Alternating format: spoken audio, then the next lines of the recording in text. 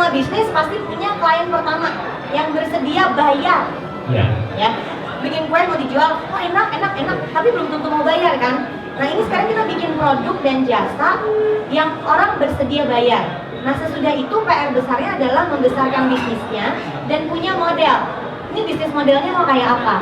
Dari awal saya nggak mau bisnis modelnya saya sendirian di depan. Oke, saya sendirian di depan, tapi di belakang banyak orang ya.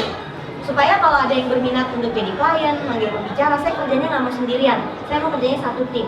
Sehingga kita tuh sampai pernah bikin satu project 12 kota yang jalan bisa seminggu 3 tim.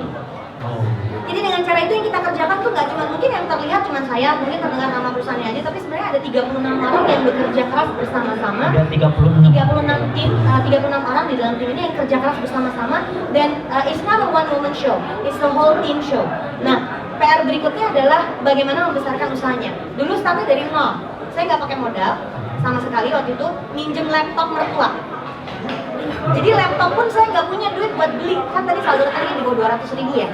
Jadi ngomong sama mertua saya, anaknya cuma 2 laki-laki, jadi begitu punya menantu perempuan dia cinta banget kan sama saya. Papa aku boleh pinjem nggak? Boleh, bokap langsung gitu. Terus dikasih pinjam, udah gitu sama anak saya dicoret-coret screennya, jadi nggak dibalikin. Sampai hari ini papa masih baik-baik aja sama saya.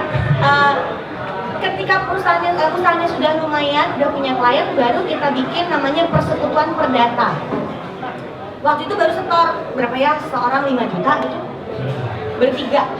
Kemudian ketika mau jadi PT di tahun 2006 baru kita ada setoran modal, tapi nggak terlalu banyak kok. Jadi di total mungkin setoran modalnya satu orang paling-paling 15 juta. Tapi itu setelah berkumpul, jadi awalnya dari nol, punya uang sedikit, kumpulin lagi. Jadi kami tidak pernah dapat injeksi modal dari pihak luar. Sampai sekarang udah jadi PT yang bayar pajak, yang punya karyawan, dan kita sekarang punya business plan dan tahu target sales, target profit setiap tahun seperti apa. Itu pakai proses beberapa tahun, dan yang paling penting adalah ketika bikin usaha itu start dari yang bukan uang dulu ya tadi, apa, siapa, bagaimana. Jangan ngomongin plan dulu kalau di depan, menurut saya hajar aja dulu, hajar, cobain ya. Saya bikin 14 bisnis, jadi bukan cuma QM Financial, saya bikin 14 bisnis. Yang mati 10. 4-nya itu apa, Pak? 4 itu ada QM Financial, ada QM Publishing, ada warung pasta ya yang di Jalan Ganesha, sama Mas. Jadi sebut nama saya 3 kali nggak dapat diskon. Yang satu lagi suami saya bikin Kinara. Oh iya. Jadi dengan 4 bisnis ini pun sebelumnya tuh ada 10 yang mati dan kayaknya yang paling penting berarti ketika membuat bisnis dan gagal itu memang kita punya nafasnya yang panjang untuk modal bisnis berikutnya seperti apa. Jadi modal bisnisnya juga nggak langsung pakai, saya harus nunggu punya 150 juta baru bikin bisnis. Laut aja nggak bakal jadi tuh. Lu senengnya apa, lu bikin, yuk. Abis itu lihat, oh nggak berhasil, coba lagi. Tapi Mbak Wina dalam satu waktu itu bisnis yang jalan paralel itu berapa? Biasanya bisa 3. Bisa 3 ya, yang Endo. Bisa 3, jadi nanti 3 mati, bikin 3 lagi. 2 mati, 1, 2 mati, tumbuh lagi gitu ya. Jadi benar-benar harus mental dan mentalnya tuh benar-benar yang lu nggak bisa jatuhin gua lah, yang harus gitu mentalnya.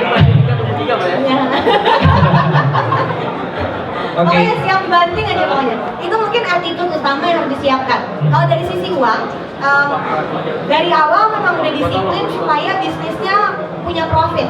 Jadi saya terinspirasi sama sebuah dokumenter tentang Singapura. Waktu itu ada interview dengan CEO-nya Singapore Airlines. Jadi CEO Singapore Airlines bilang gini, Perdana Menteri Singapura Lee Kuan Yew waktu itu bilang sama dia, kamu harus profit dari tahun pertama, kalau nggak kamu saya tutup. Dan menurut saya, ya iya, kalau bikin bisnis, lu jangan mentalnya udah, ya nggak apa-apa, rugi aja dulu. Karena mentalnya seperti itu, jadi usahanya beda. Maka dengan partner-partner saya selalu, yuk kita startnya harus profit dari tahun pertama. Dan alhamdulillah sampai ini, berarti kalau dari 2003 ke 2012 sudah 9 tahun, kita profit terus. Selama 9 tahun straight nggak pernah nggak profit. Walaupun ada tahun-tahun yang profitnya kecil banget, tapi profit terus. Dan itu jadi disiplin. Jadi dengan cara itu si QM Financial juga disiplin. Salah satu yang menurut saya tidak boleh dianggap remeh adalah pencatatan pembukuan laporan keuangan bisnis. Karena kalau nggak punya laporan keuangan jangan ngaku bisnis, bilang aja lagi dagang. beli jual, untung nggak tahu, Iya. profit nggak tahu, stoknya berapa, stok itu apa. Ya, jadi jangan ngaku bikin bisnis kalau nggak punya laporan keuangan. Walaupun laporan keuangannya sederhana, uang masuk, uang keluar, profit gitu, walaupun gitu, tapi punya pencatatan yang disiplin. Beruntungnya saya waktu itu punya partner yang adiknya itu akuntan. Kalau di Twitter saya sebutnya crazy accountant chick.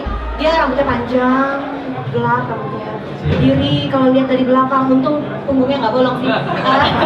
Dan cantik gitu ya. Bentuknya tidak seperti akuntan, maaf ya ada yang akuntan di sini. Bentuknya tidak seperti akuntan ya.